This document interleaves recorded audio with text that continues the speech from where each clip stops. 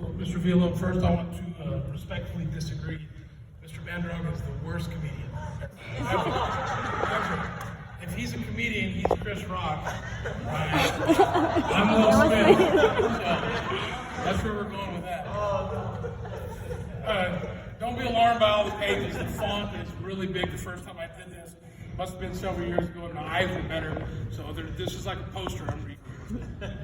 I'm proud to talk about Isaac here. I've got a couple things, and then I think Isaac's going to talk. Yes, no? Oh, no. Okay. So I met Isaac in the fall of 2019 when he came to us from Alhambra High School with his cousin, Justin. Isaac was full of energy and excited to get a fresh start at a new school and a new baseball program. Isaac was told right away that he would be ineligible for the first half of the sophomore season because of the AIA transfer rule. That did not discourage Isaac from showing up every day ready to compete and do whatever he could to be a part of our program here at Tolleson. He was a Wolverine from day one. He showed up in the classroom and around campus as well. Teachers would reach out to me often to let me know what kind of kid he was in the classroom and if I was aware that he had it. The more I got to know Isaac, the more special I realized he was. He was a natural leader.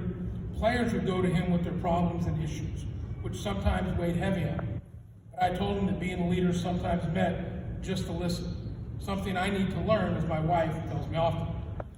Chicho, as he is referred to, always has a smile and greets everyone with that smile and a fist bump or a handshake.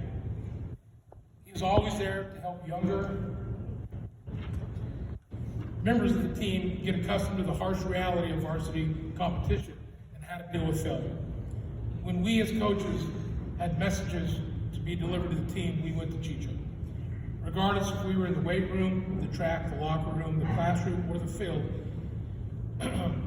he always acted in a manner that his parents would be proud, a testament of how he was raised and the discipline and love that he was surrounded by.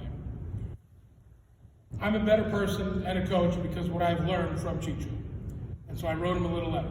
It's not long, so bear with me. Chicho, yesterday was a day that you always had wished would come sooner, only to find that when the day arrived, wishing for it to come was the last thing you ever truly wanted. When you stepped out onto the field for the very last time, I hope you took a moment to stand quietly, look into the crowd, look to your teammates, to your coaches, and to your fellow seniors, and remember the way this made you feel. As this is a feeling you will remember for the rest of your life.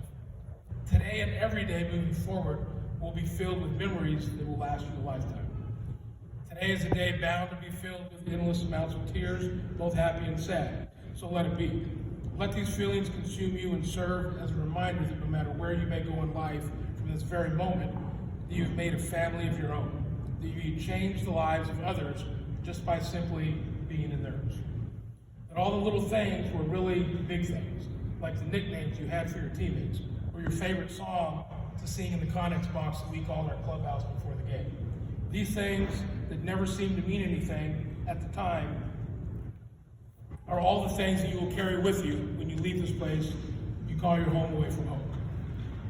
On this day, years from now, you will not remember the wins and losses of each season, but the people that took this journey with you and never looked back. The teammates that picked you up and carried you through the good and the bad of each day. The ones that taught you to see the good in all things, the ones who never let you live down the stupid things you did, mainly because they did them with you. And even the ones that you couldn't stand 99% of the time. You will remember the coaches that pushed you and never let you give up. You will remember all the times they yelled and made you run Wolverine reminders until you couldn't walk. The times that they depended on you to be the leader we all knew you could be. But more than any of that, you will remember the opportunity they gave you to play the game you learned to love. The game that changed your life, the game that taught you more lessons about life, love, and dedication than anything ever could. On this day, I ask you to remember a few things. I ask that you remember the impact you've had on your teammates' lives that's unmeasurable. Never doubt that. The time that you have spent dedicated to the sport that you love was never, ever a waste of your time because you're a better person because of it. We never thought it would end like this, but some things are out of our control. We can only control what we can control. The rest we improvise, adapt, and overcome. In my mind, you're not only district champs, but section champs and state champs. I cannot express my gratitude to you enough for what you have done for Wolverine baseball.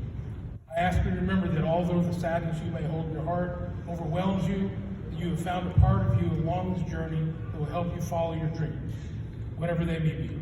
You played your heart out this season like every season, and leave knowing you gave it all you had.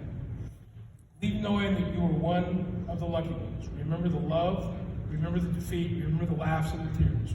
Remember the battle wounds, remember this feeling always and forever. Best of luck, your biggest fan, Coach Ricketts.